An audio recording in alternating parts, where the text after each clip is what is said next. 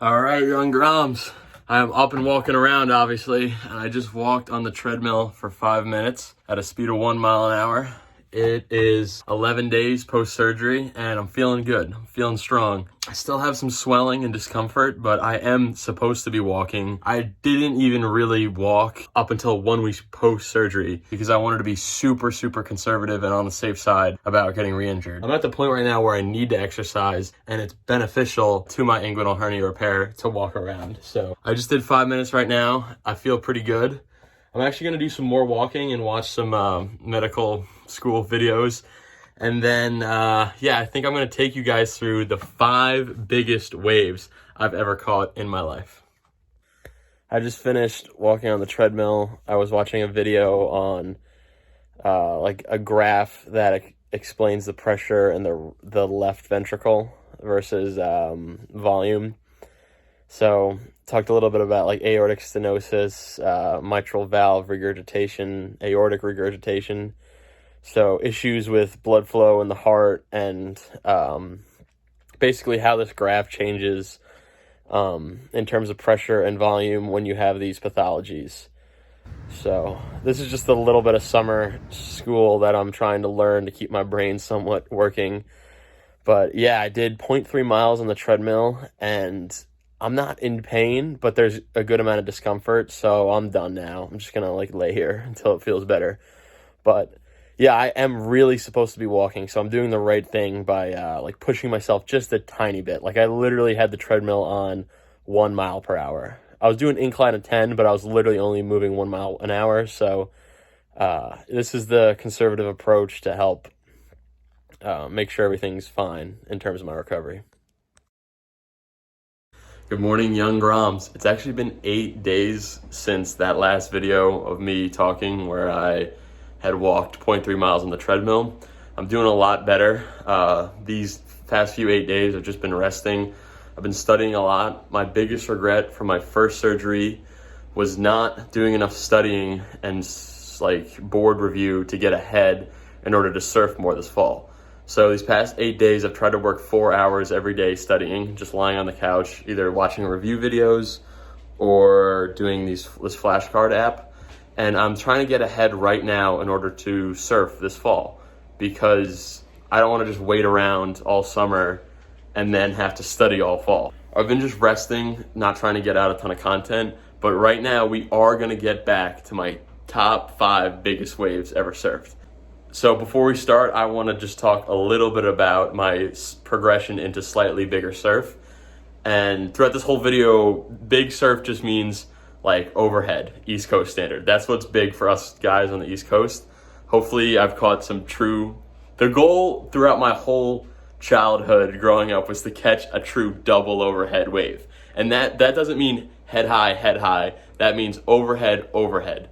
So keep that in mind. These aren't like big wave spots at all, but that was the goal growing up, was to catch a double overhead wave.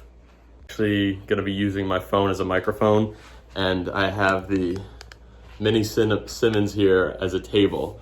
And the first thing we're gonna do is jump right into some surf history with my first step-up board, a 6'6" from Bunger Surfboards. When I first got this board, I was maybe 5'11", 5'10", and probably like 140 pounds. And yeah, I was stoked on this board. I took it to Jersey, surfed some big waves there. I also took it to El Salvador and scored some big waves and just kind of ripped it up. This wave is an honorable mention. I caught this wave when I was 16 at a spot Surfline just did a whole article on called Punta Roca. I was just thrilled to like grab a wave like that. Here we have a pretty big wave that I paddled over like a chicken. Now brings us on to Jamie O'Brien's old board that in like 20 had bought this board for $150 on eBay. and I've talked about it a bunch. But yeah, it's Jamie O'Brien's old 710, and yeah, I've ridden that board all over. Here is a cool picture of me when I was 15 years old at an outer reef called Panga Drops in Nicaragua on it. And this is a mush burger. This is like maybe overhead, but just cool history. Okay, now I want to talk about my biggest barrel ever. So I'm going to get back to the swell in October, but here's another honorable mention. This wave was, I surfed all day this day, and I was fighting this last session to get a good barrel on film. And this wave just came out of nowhere, and it's pretty big. It's like overhead, jacks up right there. You can see it's really solid. Like, that's a big lip. And yeah, I fully got shacked and kind of came out a little earlier than got spit out, so I'll take it. I was just thrilled on that. I'm very proud of that wave because I've worked my whole life to get a real barrel, and I think that's pretty real. Here we have the Black Beauty, and you guys have known me for a long time riding this board. I got it in maybe like 2014, 2015 off Craigslist, actually, from a guy in New Jersey. It's a 7.0, it's 44 liters, taking it all over. It's just like an important part of my surf history, I'd say. Yeah, throughout this video, I'm gonna mention that I am between 6'4" and 6'5", so that's like pretty tall when you put a surfer on a wave, and I think that makes the waves look smaller. If you put like Makua Rothman on that same wave, the wave would look a lot bigger. Same was if you put me on a wave and then put someone like, you know, like an NBA player, like Giannis Antetokounmpo. If you put him on a wave, the wave would look even smaller. So moving on, we're getting to the top 5. We're getting there. Cool wave that like I discovered. This is the first day I ever surfed it. It's not that big. It's like maybe head high here, but we're gonna get back to it. And this wave is gnarly. And you see right here, these boils on the bottom left of the screen, those are scary. And we had Leah Zogby filming this, but Bear Brink actually snapped a crazy photo of a point in time on that one wave that I caught. I caught 2 waves that whole session. It was my first time ever surfing the spot. I discovered it on my own, just looking at a map. No one told me where to go.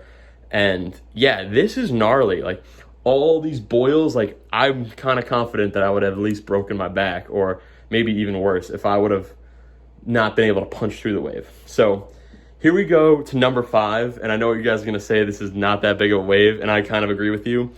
It's very steep, and maybe the angle makes it look smaller, but this is a pretty sizable wave. Same spot as before, but a different swell.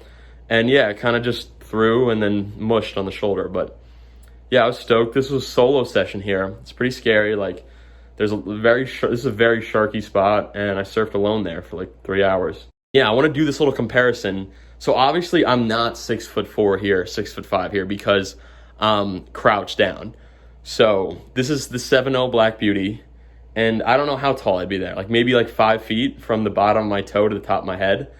And you can see in the middle bottom right of the screen, there's a little boil there of a boulder, like one of the ones you saw in the other video. That's like a big wave. Like that's the height of, there's the bottom right there, because you know, it's like a foot deep underneath that one boulder. And yeah, I wouldn't call this double overhead just yet. Like double overhead is big because it's not head high plus head high, it's overhead plus overhead. So I'm gonna keep referencing that. But yeah, giving my size, I think you put a Grom or a smaller person on this wave and it would be double overhead. But yeah, we're gonna call this overhead, well overhead. So this point is, we're back to the day where I got that crazy barrel, best barrel of my life so far, 2019 fall.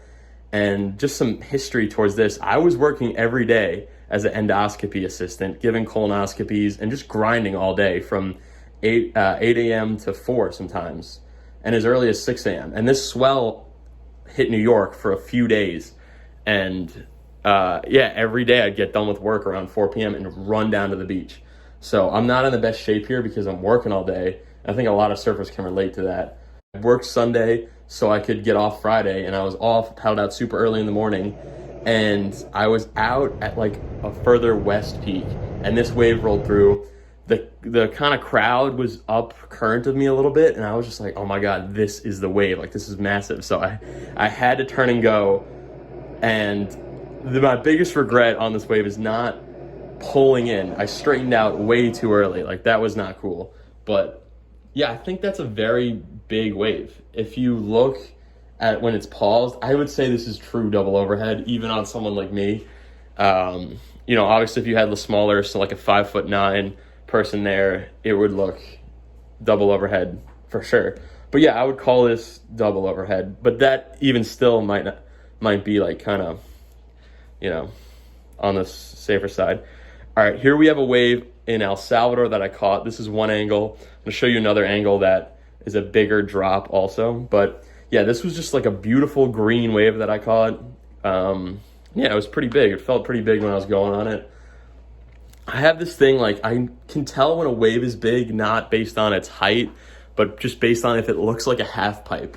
And that wave looked like a half pipe. Here we have a picture from that wave. And yeah, it's pretty big here. This is actually another wave, but I just wanted to show that that's probably head high plus head high, not double overhead. But yeah, it was big that day for me, especially someone being from the East Coast.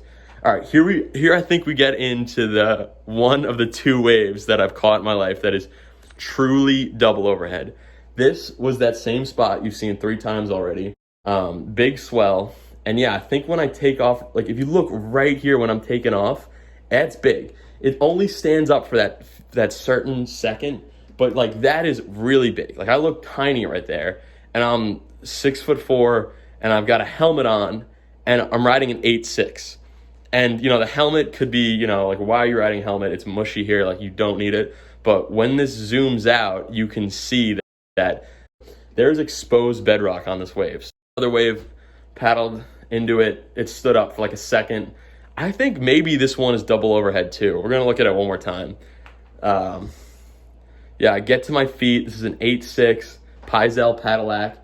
And yeah, as I'm free falling out of the sky, I'm really heavy here too. This is during my gap year, and I'm 240 pounds in this picture. Depends on where you'd call the bottom of the wave. Someone like my uncle would say the bottom of the wave is just at the tip of my board here, but I would call this true double overhead. Now we get into probably the biggest wave I've ever caught on film in my life. To give some backstory to this wave, this was Hurricane Teddy, the fall of 2020 in October, and I was in med school studying all day, and there was good waves all week in New York, but I only could surf for one session. So I told myself, all right, like the Tuesday that it's going to be good, don't even surf in the morning. I think the wind will be kind of like side offshore, and it's going to mess up the waves. The spot where this was taken, a lot of people left it actually because a different location was a lot better that day on Long Island. And it was a lot smaller. I knew it was going to be bigger, but I had a risk with the wind.